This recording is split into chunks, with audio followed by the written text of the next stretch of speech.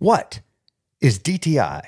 Today, we're talking about debt-to-income ratio, also known as DTI. What is it? How is it used to help a lender decide how much of a loan you will be approved for? Hello, Chris McAndrew here. My wife Heather and I are the McAndrew team, powered by Keller Williams Realty Atlanta Partners. We are making dreams reality by helping people buy and sell homes throughout Northeast Georgia, from Toccoa and Livonia all the way down to Watkinsville, Athens, Commerce, Jefferson, and everywhere in between. Let's get into today's video. Your DTI is a number lenders use to figure out how much of your monthly income goes toward paying debts. It helps them decide how risky it is to lend you money. Basically, how much room you have in your budget for a mortgage payment. Let's give an example here. Let's say you're making $5,000 a month before taxes.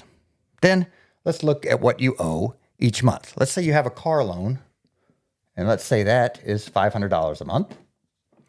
Then we'll say that you have a student loan for $200 a month, and you got some credit card bills that run you about $100 a month. So that gives you a total of $800 that you owe each month, and you're making $5,000. So now, let's divide that 800 by 5,000, which is going to give you, I did this in advance, 0.16, which is 16% DTI. Debt to income ratio is 16% in this example. So if you want to figure this kind of thing out on your own, it's very simple. You're going to take your pre-tax income, you're going to figure out your monthly debt, whatever that might equal, and you're going to divide the two numbers together. That's going to give you your debt to income ratio. So what is a good debt to income ratio? Well, most lenders like to see it below 36%. You want to stay below 36% for most lenders. And ideally, your mortgage should not take up more than 28% of your monthly income. Now, these days, that has gotten much more difficult because the price of houses has skyrocketed. Now, some programs allow you some wiggle room here. FHA loans allow higher DTIs, up to 43% or even as high as 50%. That's for FHA loans. But the lower the DTI, the better your chances are of getting a great rate, and the better your chances are of actually being able to pay off your loan.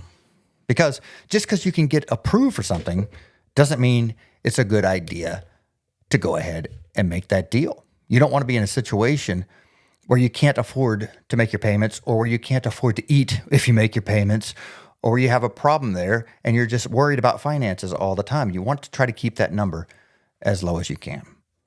So the next question is, how can you improve your DTI? Well, there are a couple ways to do that. Number one is you can pay down those debts. For example, if you pay off this car payment, you only have $300 in debt a month, and that's going to give you a much lower DTI. You can also increase your income. If you're making $6,000 a month, that's also going to help lower your DTI number. And of course, you can do both of them together. Start making more money and start paying off your debts. For example, you might want to start paying more for your car each month so that eventually down the road, you can go ahead and get that thing paid off. Hopefully, it's still going to be in good enough shape where you don't need a new car, and then you can move forward and get a loan for a house. And small changes can make a big difference in this situation. So before you start house hunting, we always recommend checking your DTI so you know where you stand. If you're not sure how your DTI stacks up, don't stress. Reach out to me or to my wife, Heather, at any time, and we can explain more about the things that we've discussed in this video. We also have fantastic loan experts that are personal friends of ours. They can help you figure all this stuff out and give you the strategies you need to help buy your new home. Hit that like button, subscribe, and drop your comments below. We're always happy to help. We're going to give you our contact information down below. If you are in Georgia, then reach out to us and we can help you in your pursuit of a new home. And remember, your dream home is out there. Let's go find it.